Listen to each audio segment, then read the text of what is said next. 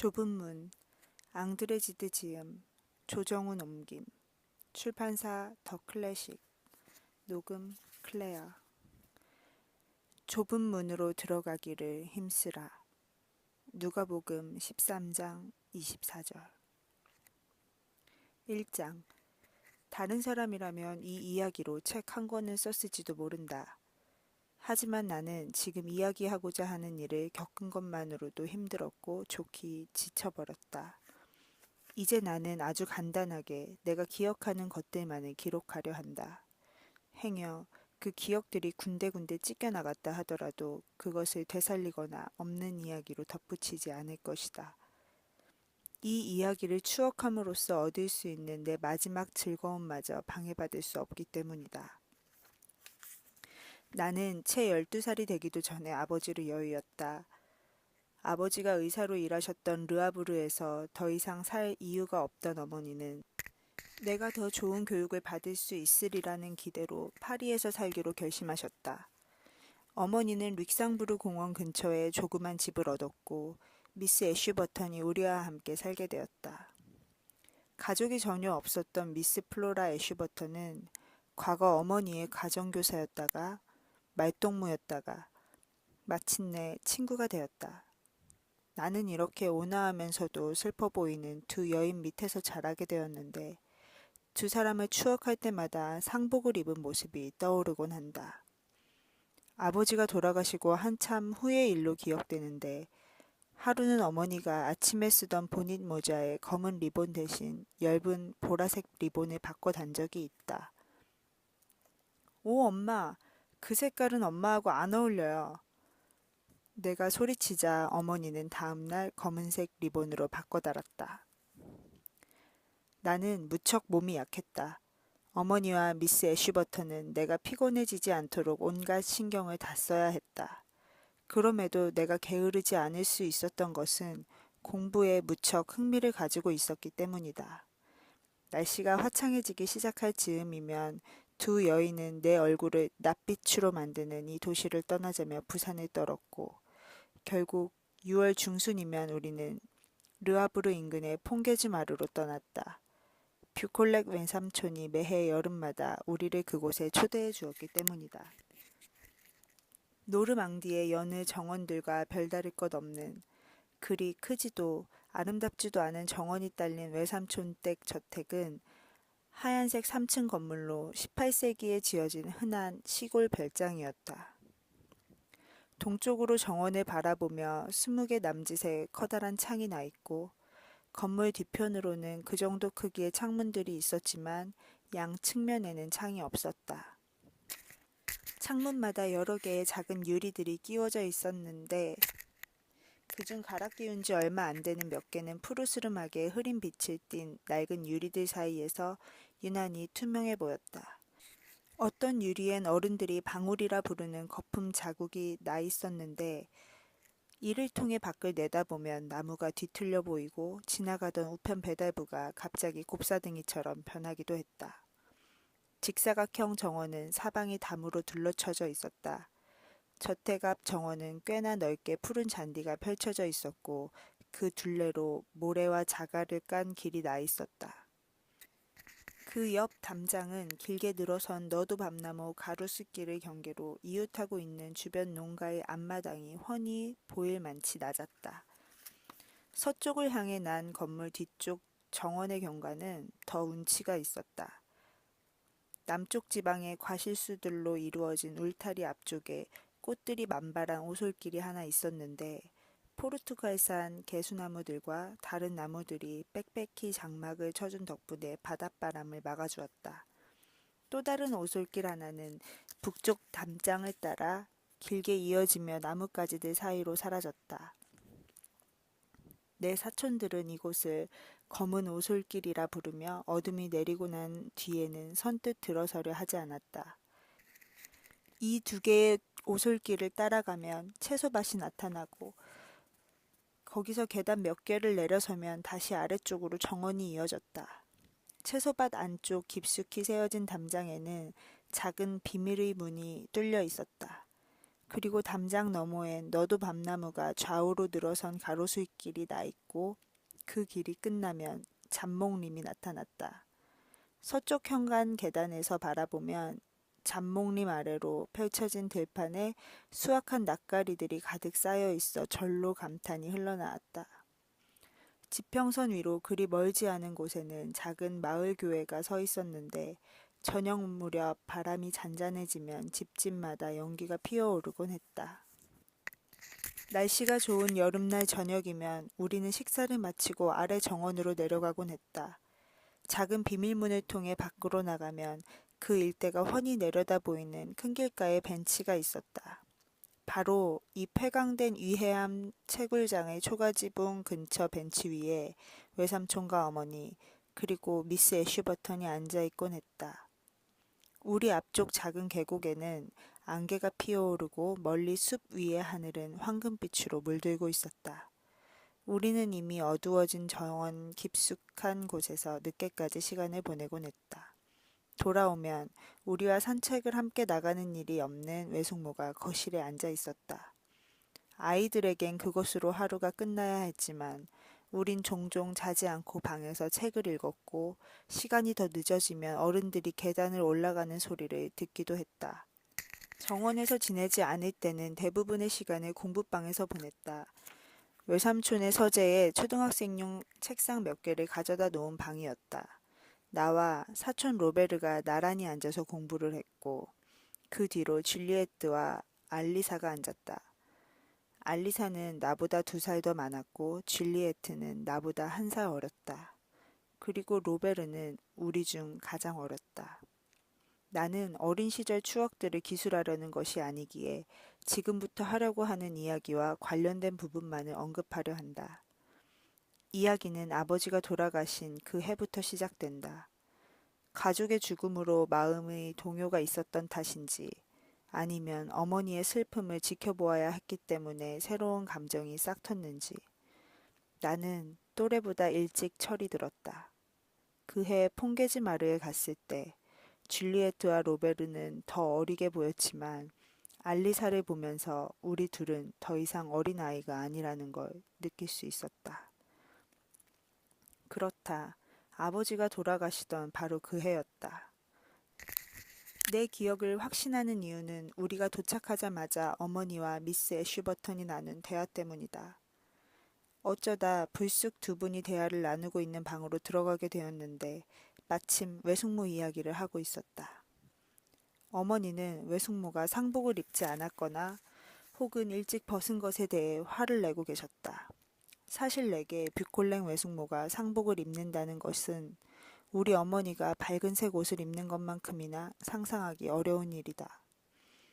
내 기억으로 우리가 도착하던 날 리실 뷰콜랭은 모슬린 천으로 된 옷을 걸치고 있었다. 중재자 역할을 도맡곤 했던 미스 애슈버턴이 언제나 그랬듯이 어머니를 달래려 애쓰며 조심스럽게 결론을 내렸다. 어쨌거나 하얀 옷도 상복은 상복이잖아요. 그렇다면 그 어깨에 걸친 빨간색 숄도 상복이란 말이에요? 플로라, 지금 그걸 말이라고 해요? 어머니가 소리쳤다. 내가 외숙모를 볼 수 있는 것은 휴가 때뿐이었다. 내가 기억하는 외숙모는 늘 얇은 블라우스를 열어 젖혀둔 것 같은 모습이었는데 아마 늘 무더운 여름이었기 때문일 것이다. 살을 많이 드러낸 어깨에 걸치고 다니는 정열적인 빛깔의 숄보다 어머니를 화나게 한 건 아마 가슴 부분이 깊이 파인 그녀의 옷차림새였을 것이다. 리실 뷰콜랭은 상당한 미인이었다. 내가 보관하고 있는 외숙모의 작은 초상화는 당시 그녀의 모습을 잘 보여주고 있다. 딸들과 함께 있으면 큰언니로 보일 만큼 젊어 보였는데 평소 습관대로 비스듬히 앉아 교태를 부리듯 왼손 새끼손가락을 살짝 구부린 채 턱을 괴고 있다. 성긴 헤어네트로 묶은 그녀의 곱슬곱슬한 머리가 목덜미 위로 반쯤 드리워져 있고 깊이 팬 블라우스 위로 검정 벨벳끈이 달린 이탈리아식 모자이크 펜던트가 느슨하게 늘어져 있다. 커다란 매듭을 늘어뜨린 검정색 벨벳 허리띠며 의자 등받이만큼이나 넓은 챙이 살랑거리는 밀짚 모자는 그녀를 더욱 앳돼 보이게 했다. 사진 속 늘어뜨린 그녀의 오른손에는 책이 덮여진 채 들려있다. 리실 뷔콜랭은 식민지 출신이었다. 부모가 누군지 모르거나 아주 어려서 부모를 여였을 것이다. 훗날 어머니에게서 들은 바로는 고아로 버려진 그녀를 아이가 없던 보티의 목사 부부가 맡아 기르게 되었고 마르티니크를 떠날 때 뷔콜랭가가 살고 있는 르아브르로 그녀를 함께 데려왔다고 한다. 보티에가와 뷔콜랭가는 자주 왕래하며 지냈다. 당시 외국은행에 근무하던 외삼촌이 어린 류실을 처음 본 것은 집으로 돌아온 후, 그러니까 류실이 르아브르에 온 지 3년째 되던 해였다. 외삼촌은 류실을 보고 한눈에 반해 바로 청혼했고 그로 인해 나의 외할아버지와 외할머니는 물론 나의 어머니까지 큰 슬픔에 빠졌다고 한다. 당시 류실은 겨우 16살이었다. 마르티니크에서 외숙모를 데려오고 난 뒤 보티의 부인은 2명의 아이를 더 낳게 되었는데 수양딸이 점점 성격이 이상 야릇하게 변해간다고 생각하면서 자기 친자식들에게 나쁜 영향을 주지는 않을까 늘 걱정하곤 했다. 게다가 보티의 부부는 재산도 별로 없었다. 이 모든 사연은 당시 보티의 부부가 외삼촌의 청혼을 너무나 기쁘게 받아들였던 이유를 설명하기 위해 어머니가 내게 해준 이야기였다. 내 생각을 덧붙이자면 젊은 리실은 보티의 부부를 엄청나게 곤란하게 만들었을 것이다. 르아브르의 사교계를 잘 알고 있는 나는 그렇게 매혹적인 소녀에게 어떤 반응을 보였을지 쉽게 상상할 수 있다. 내가 나중에 알게 된 바로는 보티의 목사는 온화하고 신중하고 순진한 만큼 꾀빠른 사람들에게 쉽게 넘어가고 악의적인 사람들 앞에서는 속수무책으로 당하기만 하는 인물이었다. 이렇게 선량한 사람은 늘 궁지에 몰리기 마련이다. 보티의 부인에 대해서는 할 말이 별로 없다. 그녀가 나중에 내 친구가 된 4번째 아이를 해산하다가 죽었기 때문이다. 리실 빅콜랭이 일상에서 우리와 마주치는 일은 거의 없었다. 그녀는 점심때가 지나서야 방에서 내려왔고 곧장 소파나 해먹에 누워 저녁 시간까지 시간을 보내다가 기운 없이 일어나곤 했다. 그녀는 땀이 난 이마를 닦으려는 듯 가끔씩 이마 위에 손수건을 갖다 대곤 했지만 실제로 이마는 언제나 말라 있었다. 하지만 손수건의 세련됨과 꽃보다는 과일 향에 가까운 냄새는 감탄을 자아내곤 했다. 외숙모는 온갖 장식품들이 주렁주렁한 시계줄에서 반짝이는 은뚜껑이 달린 작은 거울을 허리춤에서 꺼내곤 했다. 이 작은 거울을 보며 그녀는 손가락을 입술에 대고 침을 묻혀 눈가를 적시곤 했다. 언제나 손에 책을 들고 있었지만 그 책을 펼친 적은 거의 없었다. 책 사이에는 바닥거북 등껍질로 만든 책갈피가 끼워져 있었다. 행여 누군가 곁으로 다가가도 늘 자신만의 몽상에 빠져 있던 그녀는 시선 한번 돌리는 일이 없었다. 가끔씩 부주의나 졸음 때문에 그녀의 손이나 소파 팔걸이 또는 치마폭에서 손수건이나 책, 아니면 꽃송이 몇 개나 책갈피 등이 떨어질 때도 있었다. 하루는 내가 떨어진 책을 주워다가 그것이 시집인 걸 알고 얼굴을 붉힌 적도 있었다. 지금 나는 어린 시절의 추억을 이야기하고 있다. 저녁을 먹은 뒤에도 리실 빅콜랭은 가족들이 모여있는 테이블에 합석하지 않았다.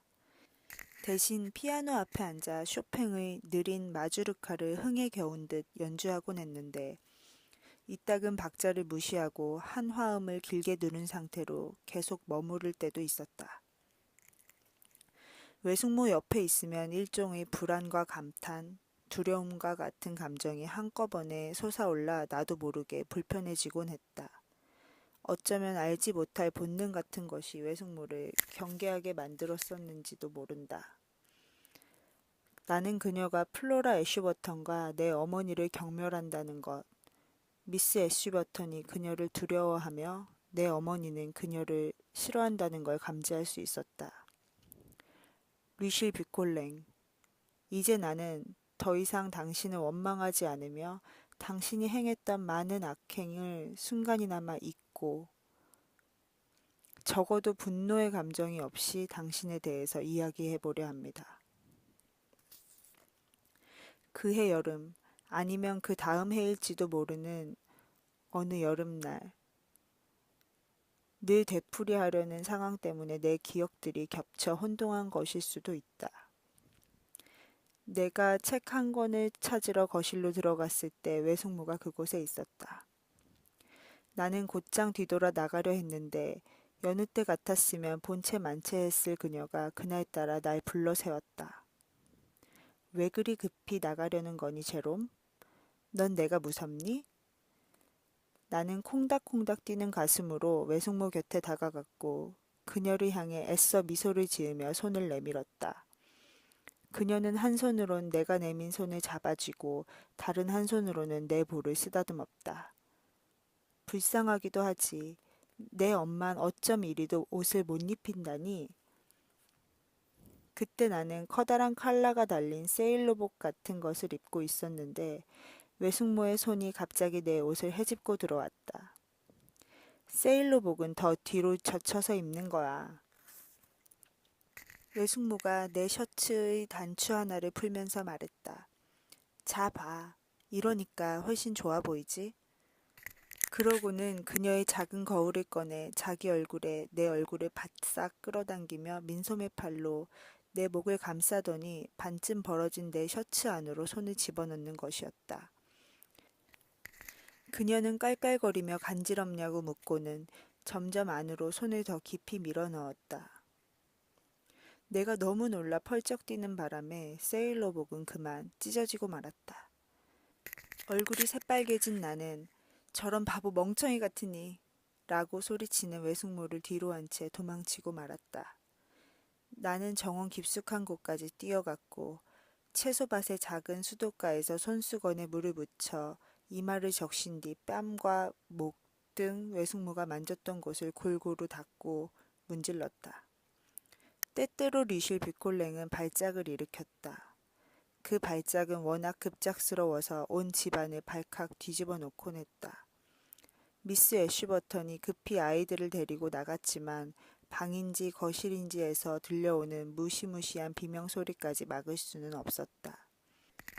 그럴 때마다 외삼촌은 어쩔 줄 몰라 하며 수건이나 화장수, 에테르 등을 찾아 복도를 이리저리 뛰어다니는 소리를 들을 수 있었다. 그런 날 저녁 식사 때까지 외숙모가 나타나지 않으면 삼촌은 수심 가득하고 한결 늙어 보이는 얼굴로 식탁에 앉아 있곤 했다. 발작이 어느 정도 가라앉으면 리실 빅골랭은 아이들을 곁으로 불러들였다. 하지만 늘 로베르와 줄리에트만 불렀을 뿐 알리사는 한 번도 부르는 일이 없었다. 이런 슬픈 날이면 알리사는 자기 방에 틀어박혀 있었고 외삼촌이 딸을 종종 들여다보곤 했다. 이렇게 외삼촌과 알리사는 자주 대화를 나누곤 했다. 외숙모의 발작은 하인들도 동요하게 만들었다. 유난히 발작이 심했던 어느 날 저녁, 시키는 대로 집안에 무슨 일이 벌어지는지 알기 힘든 어머니 방에 머물며 가만히 있었는데 주방 일을 하던 하인이 복도를 뛰어가며 소리쳤다. 주인님, 빨리 내려오세요. 마님께서 돌아가시려 해요. 어머니는 급히 알리사의 방에 있던 외삼촌을 부르러 나갔다. 15분쯤 후 두 분은 내가 있던 방 앞을 지나갔고 열린 창문을 통해 무심코 하는 대화 소리가 들려왔다. 어머니가 이렇게 말하고 있었다. 내가 다 말해줄까? 이 모든 게 다 연극이야. 그리고 어머니는 연극이라는 음절을 또박또박 끊어 여러 번 되풀이했다. 아버지 상을 당한 지 2년이 되던 해 여름방학이 거의 끝나갈 무렵의 일이다. 이후로 나는 더 이상 외숙모를 볼 일이 없게 되었다. 하지만 집안을 발칵 뒤집어 놓았던 슬픈 사건에 앞서 그리고 리실 빅골랭에 대해 가지고 있던 복잡 미묘한 감정을 완전히 증오심으로 바꾸어 놓은 우연하고도 사소한 상황에 앞서 내 사촌 누이에 대해 이야기해야 할 것 같다. 알리사 빗골랭이 그토록 예쁘다는 걸 미처 깨닫지 못하고 있던 나는 단순한 아름다움과는 전혀 다른 그녀의 매력에 점점 끌리고 사로잡히게 되었다. 확실히 알리사는 그녀의 어머니를 많이 닮아 있었다. 하지만 알리사의 눈빛이 어머니와는 너무 달랐기 때문에 두 모녀가 닮았다는 걸 나는 한참 후에나 알게 되었다. 지금도 나는 알리사의 얼굴 모습을 자세히 설명할 수 없다. 얼굴선이 어땠는지, 눈동자가 무슨 색이었는지도. 기억나는 것은 알리사의 미소에 서려 있던 슬픈 표정과 크고 동그란 눈에서 한참 올라간 곳에 있었던 반원 모양의 눈썹 선뿐이다. 그런 눈썹은 어디에서도 본 적이 없기에. 혹시 단테가 살던 시대의 피렌체의 작은 입상에서나 볼 수 있었을까? 어린 시절에 베아트리체가 그녀와 같이 커다란 활 모양의 눈썹을 가졌을 거라고 나는 상상하곤 했다. 그 눈썹은 그녀의 시선과 전체적인 모습을 근심과 동시에 확신에 찬 질문을 던지는 듯한 표정으로 만들어 주었다. 그렇다. 그것은 뭔가 열정적으로 물어보는 듯한 표정이었다. 그녀에게는 모든 것이 질문이고 기다림이었다. 이제부터 그 물음이 어떻게 날 사로잡았으며 내 삶을 어떻게 이끌었는지 이야기해 보려고 한다. 어떻게 보면 더 예쁜 것은 줄리에트 쪽이었다. 그녀에게선 늘 쾌활함이나 건강함이 흘러나왔다. 하지만 그녀의 아름다움은 언니의 우아함에 비한다면 표면적이고 한순간에 발산되는 성질의 것이었다. 반면 또 다른 사촌인 로베르는 그저 내 나이 또래의 별 특징 없는 평범한 소년이었다. 줄리에트나 로베르와 주로 어울려 놀았다면 알리사와는 대화를 나누는 편이었다. 알리사는 우리와 함께 놀지 않았다. 아무리 오래전 일까지 기억해 보려 해도 알리사에게서 떠오르는 것은 진지하고 부드러운 미소를 머금은 채 생각에 잠긴 모습뿐이다. 우리가 무슨 대화를 나누었을까? 대체 두 어린아이가 무슨 이야기를 나눌 수 있었을까? 이제 그에 대한 이야기를 하겠지만 그보다 먼저 외숙모에 대한 이야기를 마무리해야 할 것 같다. 다시는 외숙모 이야기를 하지 않도록. 아버지가 돌아가시고 2년이 지났을 때 어머니와 나는 부활절 방학을 보내기 위해 르아브르로 갔다. 우리는 시내에 있던 뷰콜랭 삼촌의 집 대신 그보다 훨씬 넓은 큰 이모 집에서 머물렀다. 그동안 거의 만나볼 기회가 없던 플랑티의 이모는 오래전 과부가 된 처지였다. 겨우 얼굴이나 알아볼 수 있었던 그 집 사촌들은 나보다 나이도 훨씬 많고 성격도 달랐다. 르아브르에서는 플랑티의 댁이라고 불렀던 이모집 시내 중심이 아니라 시내 전체를 내려다보고 있는 소위 비탈길이라 불리는 언덕 중간쯤에 자리하고 있었다.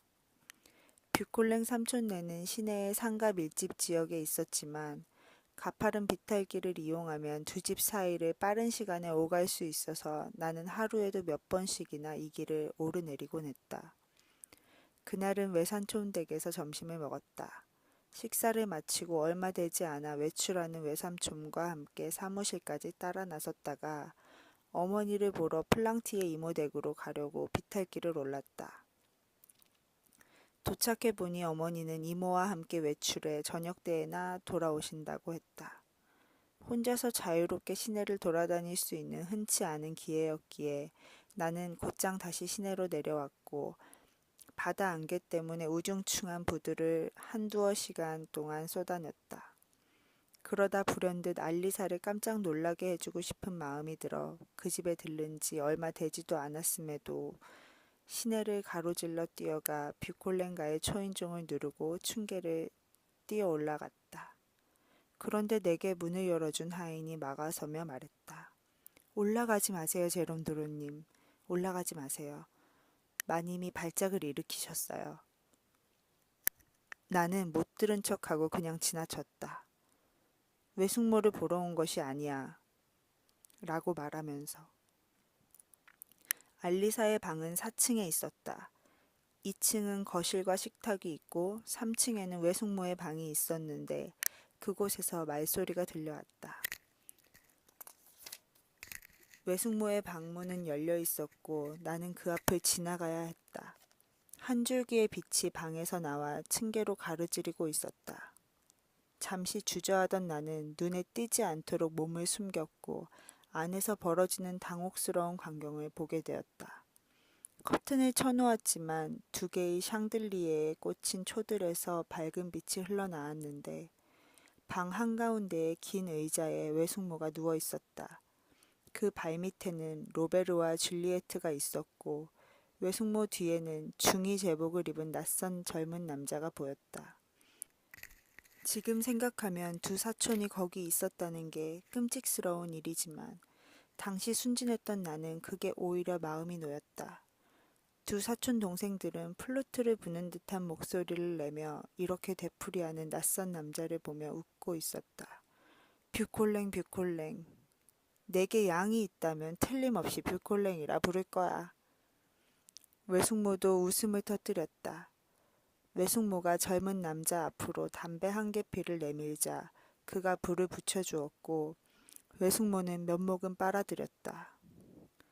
그리고 담배를 바닥에 떨구자 남자는 달려들어 주우려다 외숙모의 숄에 발이 감긴 척 외숙모 앞에 무릎을 꿇는 것이었다.